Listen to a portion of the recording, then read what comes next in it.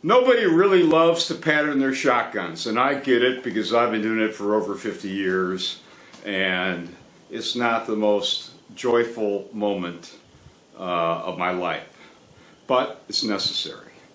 So we have a target set up at 37 laser verified yards with my Nikon.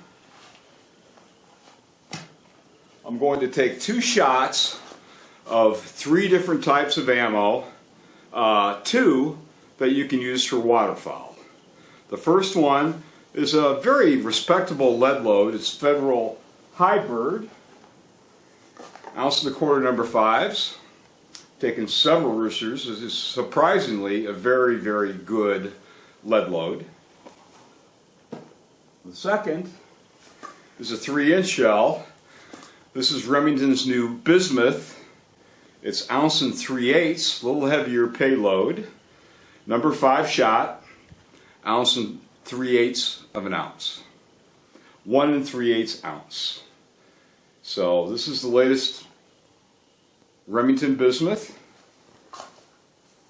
And the finale is an 1.25 ounce load, but it's Remington Wingmaster HD number 6. Remington HD is 12 grams per cubic centimeter, so it's more dense than lead, more round, it stays round. So with number 6 HD, that will outperform lead number 5s. But we'll see how it patterns.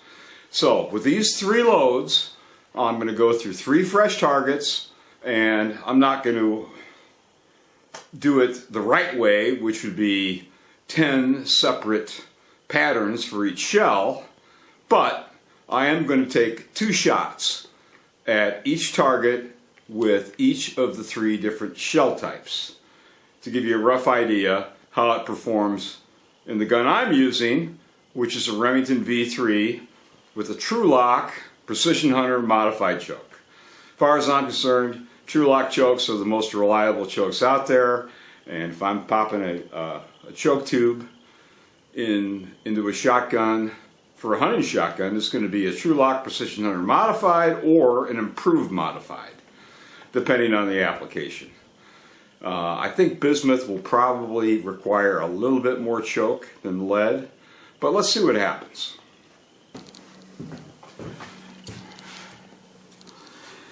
So it is 37 yards, and we're going to zoom in so you can see the pellets hit. That's the whole point of these shoot and see targets. Try to show you as much destruction as possible.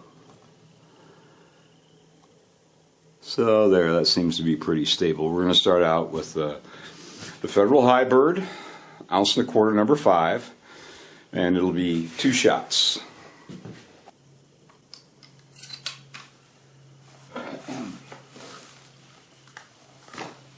Federal Hybrid number 5, 1.25 ounce, Remington V3 True-Lock modified.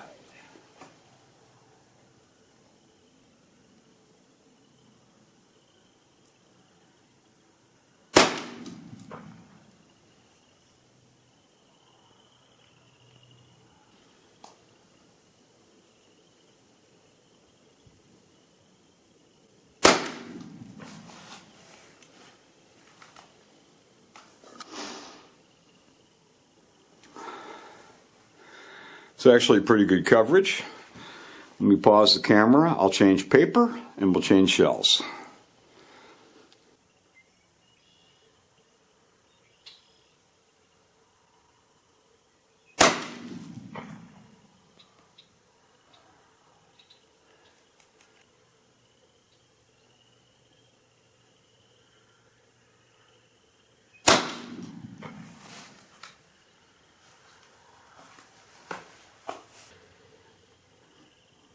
That is our Bismuth,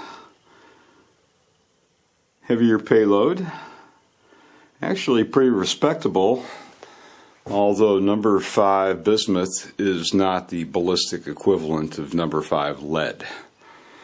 So I'll put up the difference here in a moment.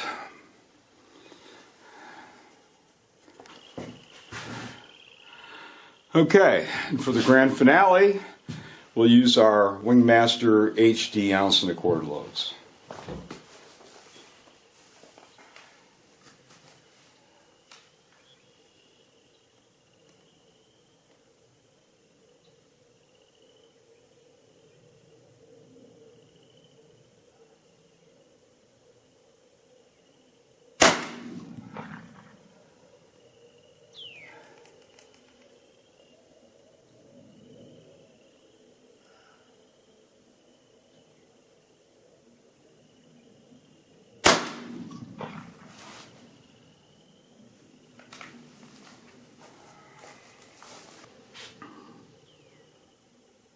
And that really looks terrific. We do have a 10 to 15 mile an hour crosswind here, so a couple of the previous targets look like the pellets are slightly skewed to the left. It's not the gun. This V3 shoots right on. It's just the wind. So let me go down and mark it up, and we'll compare the results of the three respective shot shells. So, what are the results? Of course, you'll need to do your own testing in your own gun with your own choke. This is just me with a V3 and a Trulock Precision Hunter Modified. Federal Hybrid, 1.25 ounce. This is 2 shots. I can go home and count the pellets. But at 37 yards, excellent. Excellent wild pheasant pattern. No question about it. They were good loads when I tried them originally, and they still are. So,